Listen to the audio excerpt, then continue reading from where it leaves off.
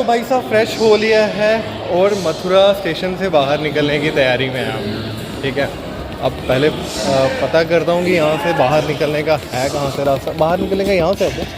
ठीक है, अच्छा पता चल गया बाहर निकलने का रास्ता यहाँ से है। मथुरा जो है वो दिल्ली से करीबन 150 किलोमीटर दूर है। और Mathura is to be believe as the one of the सप्तापुरी।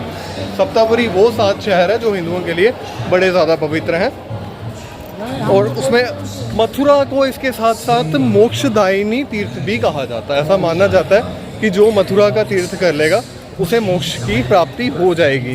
ये है इसका रेलवे स्टेशन। अभी यहाँ से बाहर आया हूँ, होपफुली आपको दिख रहा हो मथुरा जंक्शन। मथुरा जंक्शन काफ़ी बड़ा रेलवे स्टेशन है ये। इसको माना जाता है कि इंडिया के अलग अलग जगहों पर जाने के लिए यहाँ से गाड़ी जो है ना वो बड़े आराम से मिल जाती है। अभी यहाँ से बाहर निकले हैं हम। ट्रेन पहुँचाने वाली थी हमें सुबह 7:55 पे, लेकिन उसने पहुँचाया 11:25 पे। 3.5 घंटे लेट। अब 3.5 घंटे लेट तो हम हैं, लेकिन अभी इस समय क्या रहता है ना मथुरा वृंदावन में, यहाँ पे जो मंदिर है उनकी एक टाइमिंग है। ऐसा नहीं कि 24 घंटे या 12 घंटे खुले रहते हैं। सुबह खुलेंगे कुछ टाइम तक, उसके बाद दोपहर को सारे मंदिर यहाँ पे बंद हो जाएंगे और फिर रात को भी बंद हो जाएंगे। 24 आवर यहाँ पे नहीं चलता। तो इस समय जो है जब मैं पहुँचूँगा तो सारे मंदिर बंद हो चुके होंगे।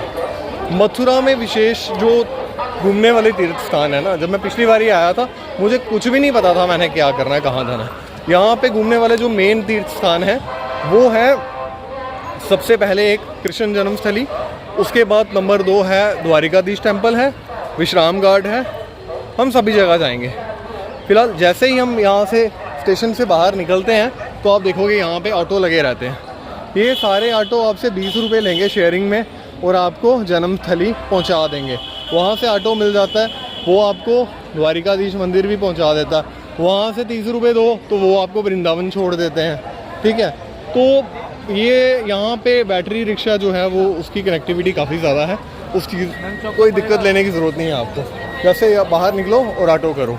मैं भी ऑटो लेता हूँ और पहुँचता हूँ आगे, फिर आगे वहाँ पे कंटिन्यू करते हैं। तो भाई ऑटो मिल गया, यहाँ से निकल रहे हैं। चलो अब मैं अपने बातें कहता हूँ यहाँ से चल रहे हैं आगे। तो मथुरा के बारे में थोड़ा सा और बात करते हैं कि मथुरा क्या है। मथुरा को हम कहेंगे तो ये मथुरा जो है ये सबसे पहले किसने बनाई, तो रामायण काल से इसकी थोड़ी सी हम हिस्ट्री मान के चलते हैं। तो शत्रुघ्न जो थे, जो कि राम जी के छोटे भाई थे, माना जाता है कि ये असल में इसकी स्थापना उन्होंने करी। ठीक है, मधु नाम के जो एक दैत्य थे उनके बेटा था लवणासुर। लवणासुर सबने मीम देखा होगा बड़ी बार लवणासुर के नाम से। उसको मारा था शत्रुघ्न जी ने। जब भगवान राम जी रावण को मार के वापस अयोध्या आए थे, हो सकता है आपको दिखाई ना दे रहा हो क्योंकि अभी थोड़ा सा अंधेरा आ गया है यहाँ पे। वापस ये ब्रिज से निकलेंगे तो हो जाएंगे। तो प्रभु श्री राम जी जब वापस अयोध्या आए थे तो लोगों ने उनको कहा था कि लवणासुर ने बहुत तंग किया हुआ है। तो उस टाइम पे शत्रुघ्न जी ने कहा था कि मुझे ये मौका दिया जाए, तो वो गए और उन्होंने उसको मारा। और उसके बाद इस नगरी का नाम डाला गया मधुवना। मधुवना, उसके बाद इस मधुवना का नाम पड़ा मधुपुरा। फिर मधुपुरा से नाम होते हुए अब बना ये क्या, मथुरा। इसी नाम से आज ये मथुरा नगरी यहाँ पे देश विदेश में विख्यात है। और मथुरा नगरी में क्या क्या है, जैसे हमने देखा कृष्ण जन्मस्थली है, वो तो सभी जानते ही हैं। आगे इसमें क्या क्या है कृष्ण जन्मस्थली को आगे देखेंगे हम। घाट है यहाँ पे, विश्राम घाट है, द्वारिकाधीश मंदिर है। जन्मस्थली अपने आप में एक टेम्पल कॉम्प्लेक्स है जिसमें 3-4 टेम्पल्स हैं अलग अलग। उनके बारे में वहाँ पे जाके हम बात करेंगे। फिलहाल हमारे ऑटो वाले अंकल कुछ कहना चाह रहे हैं। अंकल बोलिए, क्या कह रहे हो? यहाँ पे 3 चीजें देखने का जी। एक तो जन्मभूमि, हाँ जी, एक कंच किला, एक द्वारकाधीश मंदिर और बंगाली घाट, स्वामी घाट और आपका है विश्राम घाट। ये मुख्य का 5 जगह है ये घूमने के 5 जगह है। हाँ, अच्छा, कंस किला भी उधर ही आता है। कंच किला है द्वारकाधीश विश्राम घाट के पास में। अच्छा, हाँ। थोड़ा इसका और बताओगे आप इस नगरी का महत्व? क्या इसके बारे में? देखो, इसका महत्व तो भगवान श्री नगरी की एक नगरी है जी और इसमें देश विदेशों से भक्त आते हैं श्रद्धा के साथ जी। और अपनी कामना दर्शन करके अपने मनोकामना पूरी करते हैं। बहुत बढ़िया, हाँ। बहुत बढ़िया अंकल जी सर। तो जी यही वो नगरी है। हाँ जी, देखिए। ये बस अड्डा है, ये ये बस- सामने आ रहा है जो। ये बस अड्डा है। हाँ आगे जो थोड़ा सा आगे है, ये बस अड्डा आने वाला है।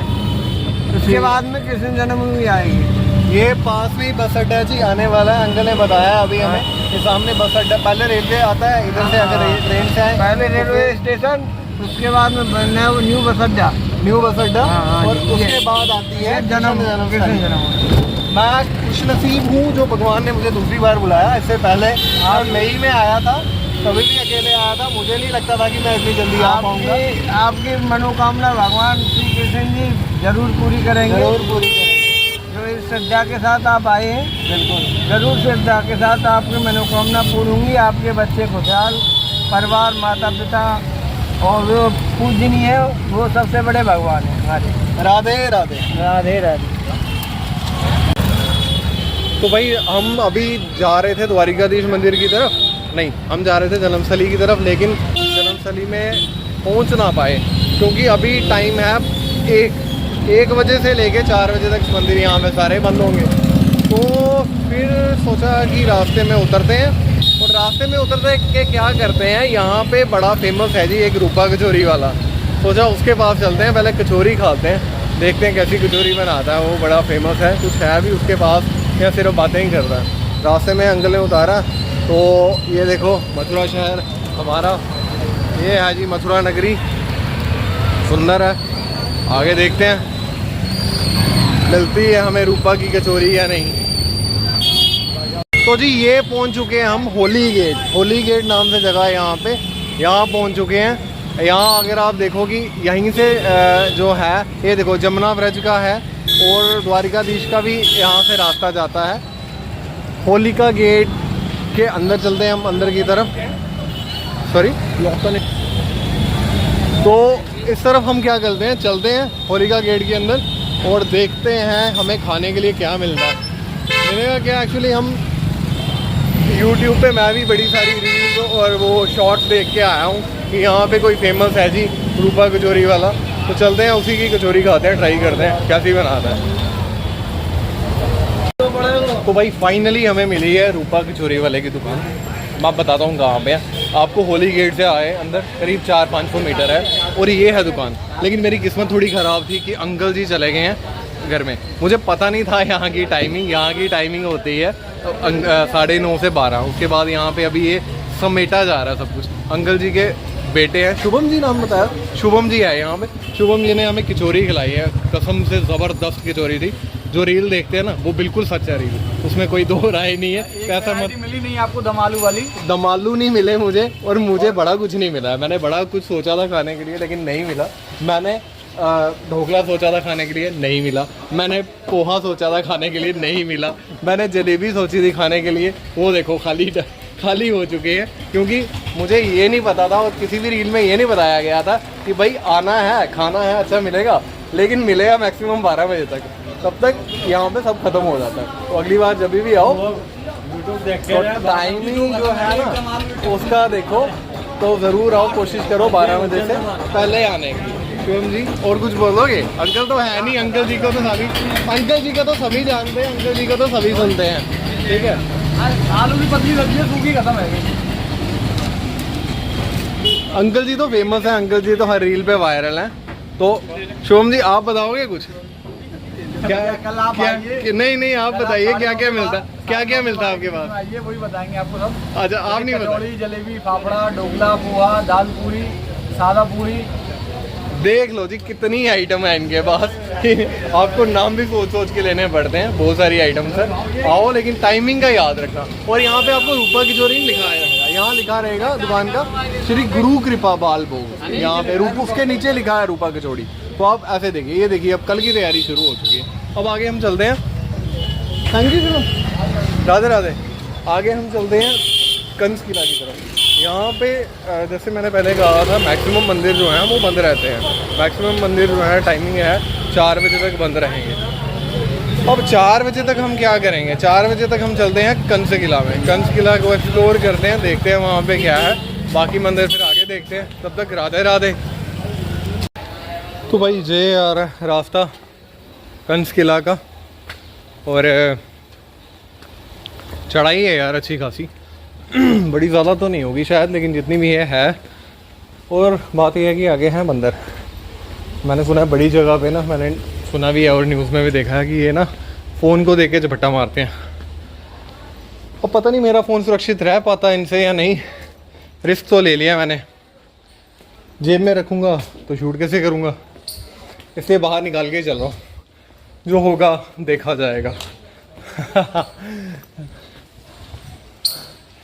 ये कहाँ है, क्या है? ये भी निवास। मुझे बंद करें। ठीक है जी, आपको बंद करते हैं, हम खोलते ही नहीं। यमुना लाओ ब्रज बचाओ, यमुना रक्षक दल। ठीक है, नदियों को साफ रखना भी चाहिए, बचाना चाहिए जितना हो सके। मुझे लगता है यही है, और तो कुछ इधर दिखा नहीं मुझे। यही है जी। लेकिन बात यह है कि यहाँ पे मेरे अलावा मुझे और इंसान भी कोई नहीं दिख रहा, बंदर ही बंदर दिख रहे हैं। लो जी, यही है कंस किला। कुछ भाई बंधु और भी जा रहे हैं। सामने लिखा हुआ है राष्ट्रीय स्वयंसेवक संघ केशव संस्थान प्राइवेट ट्रस्ट मथुरा। ठीक है जी, तो ये है कंस किला। कंस जी रहते होंगे यहाँ पे। कंस के साथ मैं जी क्यों लगा रहा हूँ? लगा सकता हूँ वैसे। प्रभु के हाथों मारा गया इंसान भी, इंसान के राक्षस भी हो, वो भी अमर हो जाता है, तो इसके साथ भी लगा सकते हैं जी, कोई दिक्कत ना है। लेकिन कंस की तरह आज ये कंस किला भी बर्बाद हो चुका है, कुछ नहीं इसमें दिख रहा। अब ऐतिहासिक धरोहर कह सकते हो, लेकिन अगर आप हालत देखो तो जगह जगह पे पेड़ झाड़ियाँ उगी हुई हैं। कोई ऐसा संयोग के रखा नहीं गया चीज़ को, नहीं दिखी होगी इसकी इतनी इम्पोर्टेंस, इसलिए नहीं रखा होगा इसको वैसे।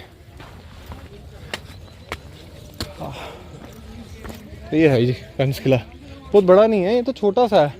ये तो मैं जहाँ पे आए थे साइड से बाउंड्री वाल है। किला पता नहीं कहाँ होगा, हो सकता है बीच में जहाँ पे आज घर बन चुके हैं वहाँ पे होता होगा किसी टाइम पे वो एरिया। और अब ये सिर्फ एक बाउंड्री वाल बची हुई है।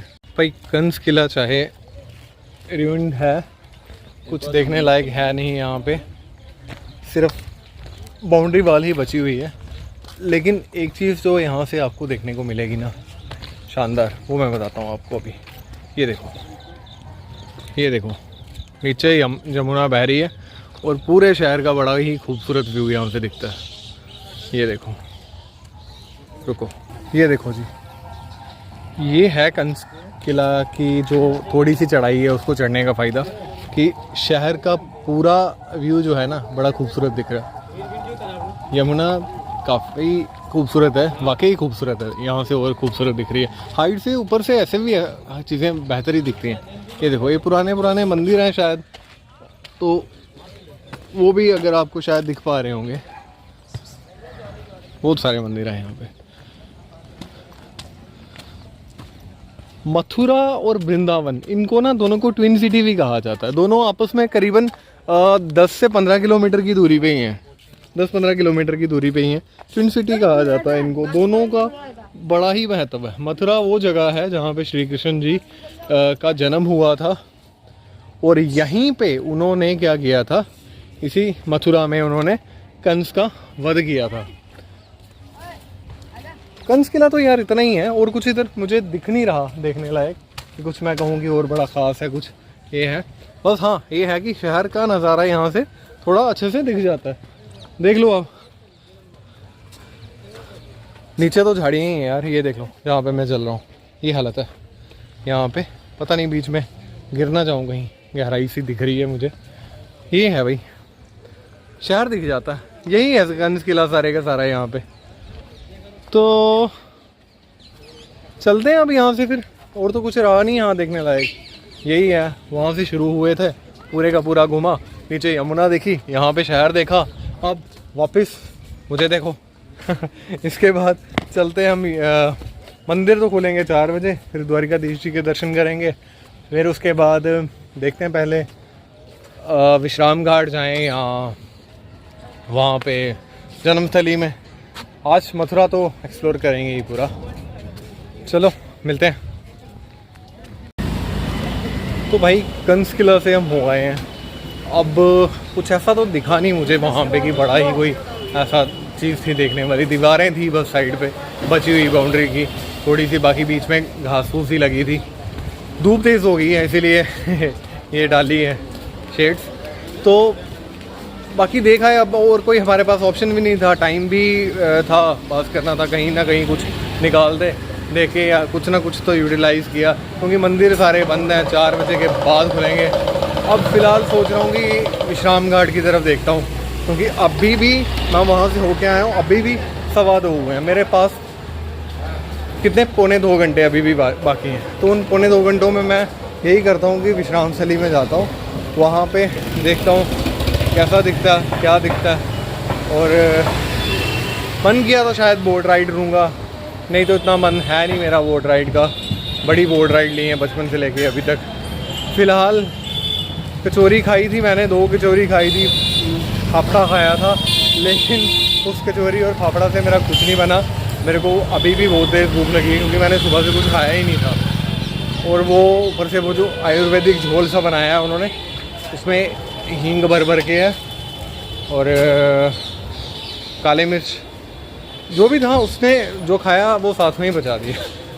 अब फिर से भूख लगी है, पहले कुछ खाऊंगा उसके बाद विश्राम स्थल जाऊंगा।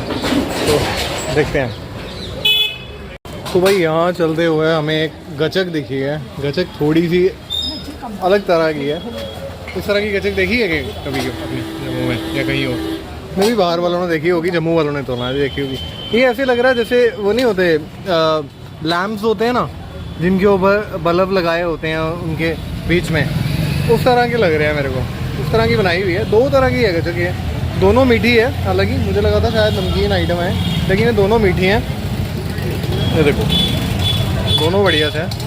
भैया कहा हमें भी दें थोड़ी सी। भैया कैसे बनती है, किस चीज़ के साथ बनती है? ये चीनी की बनती है और काली मिर्च की है, जो चने की है। चीनी की बन रही है, वो काली मिर्च है उसमें, और इसमें है चने। सारा नेचुरल इंग्रेडिएंट है। और क्या भैया, क्या करते हो? गर्म करते हो और बनाते हो? बनाते हैं बस, ज़्यादा कुछ नहीं है। बढ़िया है, खा के देखते हैं जी कैसी है। तोल रहे हैं भैया, और ये बहुत सारी होगी। 100 ग्राम में इतना सारा फुल हो गया। मुझे लगा था बड़ी कम होगी, लेकिन बढ़िया है, ठीक है।